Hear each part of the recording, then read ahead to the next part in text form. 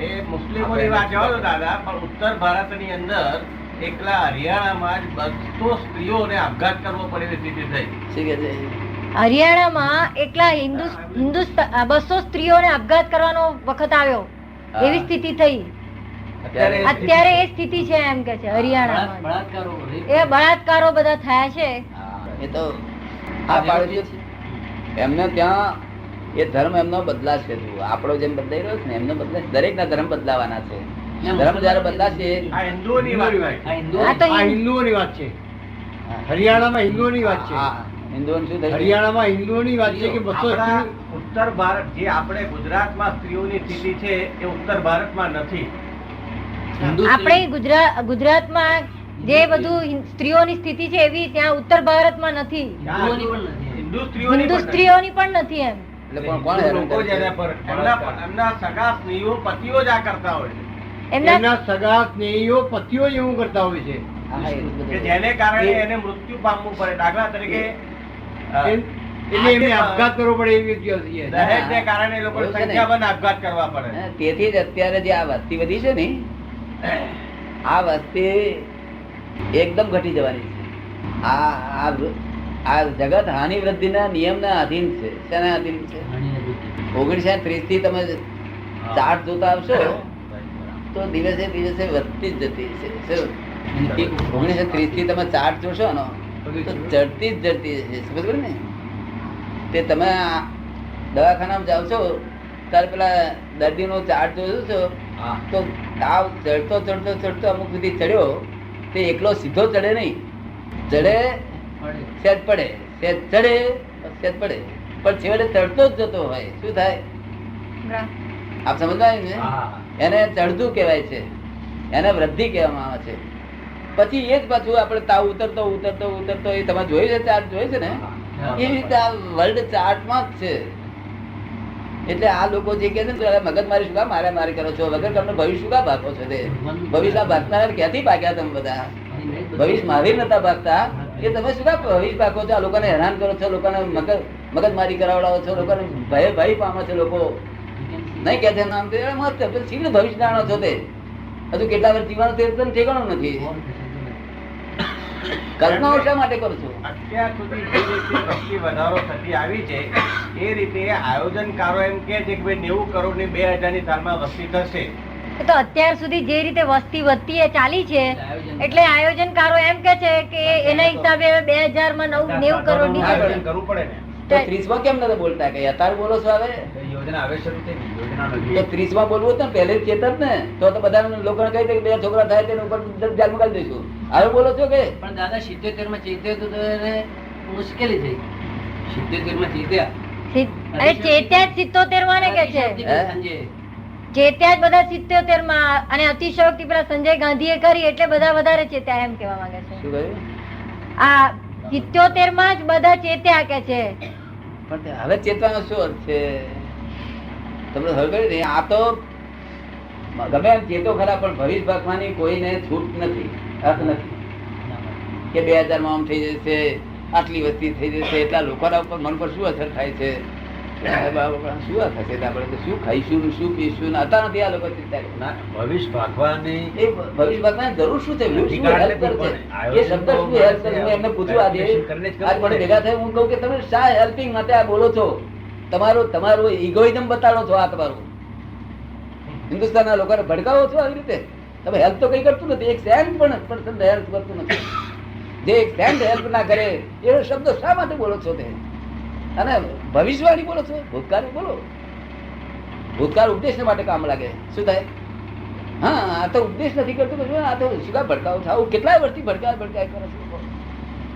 ના પણ એ જો આવું આયોજન ના કરે ભવિષ્ય માટે તો પછી આયોજન આનું નામ આયોજન નથી. આયોજન 3 વર્ષ સુધીનું જ હોય છે. 3 થી આગળ કોઈએ જવું જ ના જોઈએ. 3 જ વર્ષનું આયોજન છે. એનો નિયમ છે ને જેટલું ડાંગર જેટલા સાલ જીવી શકે એટલા સાલ જ નું આયોજન હોવું છે. એમણે આપ તો કન્સ્ટ્રક્શન નો વ્યવસાય કરતા હતા. કોઈ પણ કન્સ્ટ્રક્શન કરવું હોય તો આયોજન તો કરવું પડે ને. આપ તો કોન્ટ્રાક્ટ નો ધંધો કરતા હતા એટલે આપને તો ખબર જ હશે કે કન્સ્ટ્રક્શન ની કોઈ પણ વસ્તુનું કન્સ્ટ્રક્શન કરવું હોય તો એનું આયોજન તો કરવું પડે ને. આયોજન શેનું કરી શકાય? કે જે ટેમ્પો બધું આગળના 3 વર્ષ પણ બીજા ભવિષ્યવાણી બોલો 2000 માં આમ થઈ જશે. હજુ કાલે પેપર આવ્યું હતું. પહેલા પછી શું કામ લોકો ભડકેલા જ છે જ. એટલે આપના મત પ્રમાણે તો હવે એમ કે એનો અંત આવી ગયો છે.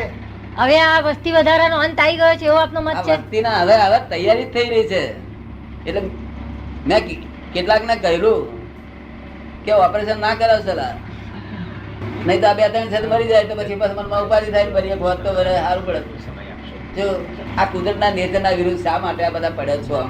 શું આ જાનવરો કોઈ ઓપરેશન કરાવતું નથી તો જાનવર વધતી નથી. આ જાનવરો કોઈ ઓપરેશન કરાવે છે તો એમની કશું વધતી ના. એને રેગ્યુલેટ આ નિરાશ્રિતોનું જ બધું થાય છે બધું. મનુષ્ય નિરાશ. આ તદ્દન નિરાશ્રિત પ્રજા છે જેના આશરો નથી. શું આવું કેમ બોલો છો? નોંધારું બોલો છો. આધાર હોવો જોઈએ. એનો અર્થ એવો નહીં કે મનુષ્ય સંસ્કૃતિ એક ઊભી કરી છે. શું એનો અર્થ એવો નહીં કે આ મનુષ્ય એક સંસ્કૃતિ ઊભી કરી છે. એ સંસ્કૃતિ જ ખોટી છે. એ સંસ્કૃતિ જ ખોટી છે. ના, સંસ્કૃતિ સારી હતી. આપણી સંસ્કૃતિ સંસ્કાર માટે જ હતી.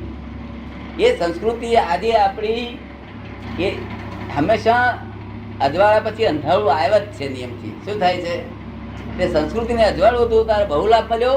હવે અંધારામાં એટલું જ નુકસાન થઈ રહ્યું છે. શું થયું? તમે સમજ પડે ને? એટલે હવે ચેન્જ થવાની છે આ સંસ્કૃતિ.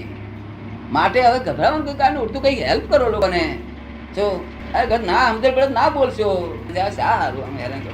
અરે એ લોકો મને ભેગા થાય હું કહું કે નહીં એક સેન્ટ પણ હેલ્પિંગ હોય તો એ કબૂલ છે. એક સેન્ટ 50% નહીં પણ સેન્ટ પણ હેલ્પિંગ હોય. હેલ્પિંગ છે નહીં. આ ખોટો હેરાન આ નકામા મગજમારીઓ કરે છે. અને ભાઈ આગળ તો ચાલતું નથી. એવા લોકો મેં જોયેલા છે. ભાઈ આગળ તો ઝઘડા થાય છે. અરે મારે તને ભાઈ આગળ ચાલતું નહીં. બહારના લોકો શું ભડકાવે? આવું ના હોવું ઘટે. હેલ્પ કરો. હિન્દુસ્તાનને કઈક હેલ્પ કરો. ત્યાં તમને વાત ગમે છે બધી? ત્યાં બધા આવવાથી એનું કોઈ માણસ અક્કલ વાળો હોય તે આયોજન કરે કે 25 વર્ષ પછી શું થશે આ હિન્દુસ્તાનનું. જો અત્યારે આવું થયું છે, અત્યારે આવું થયું છે, 25 વર્ષ પછી શું થશે એના જેવી બધી છે. આ સમજ પડે ને? બ્લન્ડર છે વાતો બધી. દાદા હું મારા મૂળ સવાલ પર આવું કે માણસ અહમ છે એ આપના જેવાની કોઈની કૃપાથી જ એમાંથી મુક્ત થઈ શકે, સ્વયં પ્રયત્નથી પણ થઈ શકે? માણસ પોતાના અહમથી આપના જેવાની કૃપાથી મુક્ત થઈ શકે કે પોતે સ્વયં પણ મુક્ત થઈ શકે? પોતાના પ્રયત્નથી. પોતાના પ્રયત્નથી અહમથી મુક્ત થઈ શકે? પ્રયત્નથી બની શકે ખરું? એ અપવાદ છે. અપવાદ છે, નિયમ નથી. થઈ શકે ખરું. અપવાદ થઈ શકે ખરું? કોઈ બની શકે. એનો કોઈ માણસ એમ ના કહી શકે આમ જ કરો એવું નહીં. કોઈ એવું પણ થઈ શકે. અપવાદ છે કાયમ માટે. નિયમ તરીકે નથી. નિયમ તરીકે તો જેને જે છૂટેલો હોય તે જ છોડાવશે. અને કોઈ અપવાદ એવો પુરુષારી હોય કે એમનું શું એટલે અને કોઈ એમ ના કહી શકે કે અમે જ છોડાવીએ તમને. આ જગતમાં કોઈનો અહંકાર ચાલે નહીં એવું આ જગત નૈમિત્તિક ભાવે છે. આનો કોઈ અમે શું કહેવા માંગીએ છીએ કે આ જગતનો કોઈ ક્રિએટર છે નહીં, છતાં ક્રિએટર વગર થયું નથી. વિરોધાભાસ વાત બોલીએ છીએ. શું કહ્યું? કેવી રીતે? તમને સમજાયું શું બોલ્યા હું? એ સમજાવો. એ ના સમજાયું. આ જગતનો કોઈ કરતા છે જ નહીં હા. અને કરતા વગર થયું નથી. હા. એવું અમે કહેવા માંગીએ છીએ. કઈ સમજાયું નહીં. સમજાયું નહીં એ કેવું શું કહેવા માંગો છો આપ? આ જગતનો કરતા કોઈ છે જ નહીં. એ મિનિંગલેસ વાત છે. હા મિનિંગલેસ વાત છે. શું? અને કરતા વગર થયું નથી એ છે એ મિનિંગલેસ વાત છે. શું છે? આ બે ભેગી થાય તારે મિનિંગ થાય છે એનો. શું થાય એ છે? meaningless છે, એની meaning. એટલે નૈમિત્તિક કરતા છે. શું છે? છે ખરું. હા, હા. નૈમિત્તિક કરતા. જો સ્વતંત્ર કરતા હોત તો મેં જ કર્યું એમ ક્યાં. બાપુને જો પર્સનલ ગોડ નથી. નૈમિત્તિક કરતા એટલે અમને ધક્કો તમને વાગ્યો અને તમારો ધક્કો મને વાગે એમાં તમે ગુનેગાર નથી પણ જગત તો તમને પકડશે કે અમને ધક્કો વાગે ભાઈ. શું? અને પાછળ જોવા જશે નહીં. માટે નૈમિત્તિક રીતે છે. તમે નિમિત્ત છો. આમાં તમારો દોષ છે. આપ સમજમાં આવે છે ને? એવી રીતે આ જગત બનેલું છે. આત્માની ઈચ્છા હોય. આ જગતે શાસ્ત્રોએ શું લખ્યું? આ બધું આખું જગત વેદાંત બધું માની આત્માની ઈચ્છા હતી, ભગવાનની ઈચ્છા હતી. ઈચ્છા વાળું જાનવર કહેવાય. એ ઈચ્છારો ભગવાન જ ના કહેવાય. ઈચ્છા ભગવાનની ઈચ્છા હોય નહીં કોઈ પ્રકાર છે. ભગવાન તો સંપૂર્ણ ઐશ્વર્યનો ધણી છે, અનંત શક્તિનો ધણી છે. એ મેં જાતે જોયેલો છે. એની જોડે વાતો ચીતો કરું નિરંતર. જો અને પોતે મને સમય જવું છે મારી પાસે જુદોય પડું છું. 4 ડિગ્રી ઓછી છે એટલે આપ પણ એનો અર્થ શું કે આ સંસાર એ એક લીલા છે. આ સંસાર એક લીલા છે. લીલા નહીં, લીલા એ ભગવાન કરે ને, લીલા તો ભગવાન કરે તો એ છે તે લીલા વાળા કહેવાય. આપણે સ્થૂળ અર્થમાં એમ સ્થૂળ અર્થમાં હું લીલા નથી કહેતો, સ્થૂળ- સૂક્ષ્મ અર્થમાં. આ બધું એની મેળે ચાલે છે. આ બધું સૂક્ષ્મ અર્થમાં કહેવા માંગે છે લીલા, સ્થૂળ નહીં. આ વિજ્ઞાન છે, વિજ્ઞાન છે. શું છે? જેમ ઉપર ઉપર એચ એટલે હાઇડ્રોજન હોય છે, ઓક્સિજન હોય છે, પણ કઈ રોજ વરસાદ પડતા નથી. પણ એવા સંજોગો ભેગા થાય છે ચોમાસામાં, ત્યારે 2H ને હો બે ભેગા થઈ વરસાદ પડી જાય છે. તે કોઈને પાડવો નથી પડતો. ત્યારે આપણે અહીંયા આગળ સાયન્ટિસ્ટો શું કહે છે, અમે પાણીના મેકર છીએ કે છે. શું કહે છે? તારે હું એને કહું છું કે ભાઈ H2O તારી પાસે હતું, તેનું તમે પાણી બનાવ્યું, જઈશ, પણ હું તને એક એચ ને ઓ એક ઓ આપું, મારી પાસે બીજું નથી, એ તને પાણી બનાવી દે, ના બને તો તું બનાવનાર હતો નહીં. શું કહ્યું? તું તો નિમિત્ત છું. શું છે? નિમિત્ત. સમજો? એટલે આ જગત નિમિત્તિક ભાવે બનેલું છે. અને વિશેષ ભાવ થયેલો છે. કેવો છે? આ જગતના લોકો વિરુદ્ધ ભાવ થયેલો, વિભાવ થયેલો છે. આત્માનો વિભાવ કે છે, વિભાવ એટલે વિરુદ્ધ ભાવ. વિરુદ્ધ ભાવ નથી, આ વિશેષ ભાવ છે. વિશેષ ભાવ એટલે કેવી રીતે કે આપણે દરિયા કિનારો હોય ત્યાંથી અડધા માઇલ છેટે આપણે લોખંડના જે લાવી અને તો જથ્થો ભેગો કર્યો, મૂકી રાખ્યો, પછી આપણે 2 વર્ષ માટે ફરી ગયા, પણ ત્યાં પાછા 2 વર્ષ પછી આવીએ ત્યારે લોખંડને કઈ ફેરફાર લાગે ખરો? શું ફેરફાર થાય? આટલો કાટ કરી ગયો. પાણી એટલે કોણે બગાડ્યું અમારું લોખંડ? કોણે બગાડ્યું? મોં પાડીએ શું કે લોકો? આપણે કઈ મારું લોખંડ આવું નતું, આ લોખંડ મારું લોખંડ કોણે બગાડ્યું? અને આ ગોડાઉનમાં કોણ પેસી ગયું કે છે? એટલે હું આ કશું નહીં, આ તો ઇફેક્ટ છે, આ તો વિશેષ પરિણામ છે. શું છે? આ દરિયાની હવા અને એ ભેગું થયું તેનાથી આ વિશેષ પરિણામ છે. શું થયું? દરિયાની હવા અને તે ભેગું થયું એટલે વિશેષ પરિણામ. શું? લોખંડની ઈચ્છા નથી, દરિયાની હવાની ઈચ્છા નથી. એ જ સાયન્ટિફિક સર્કમસ્ટન્શિયલ એવિડન્સ. એને સાયન્ટિફિક સર્કમસ્ટન્શિયલ એવિડન્સ કહેવાય. હા, એ scientific. આ ભેગું થાય કે થઈ જાય ભેગું બધું. સમજો ને? આ મનુષ્ય આંખો કોને બનાવી?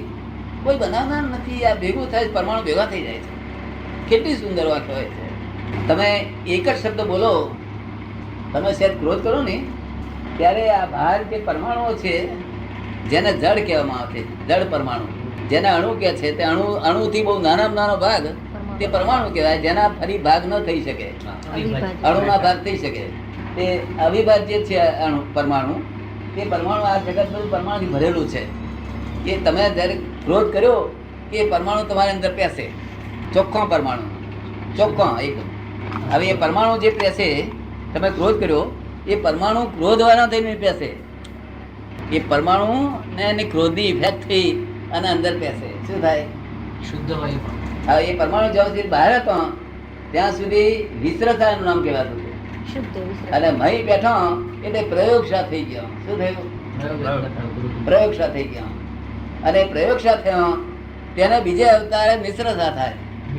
મિશ્રતા હંમેશા ફળ આપે. કડવું મીઠું ફળ આપી પછી ચાલ્યો જાય વિસ્તરતા થાય. કડવું મીઠું ફળ આપી અને વિસ્તરતા ચાલે જાય. સમજ પડી ને? ફળ ભોગતા છે. આપ સમજો ને? બીજી શી વાત હતી? આ સાયન્ટિફિક સર્વે એવિડન્સ બધું તમને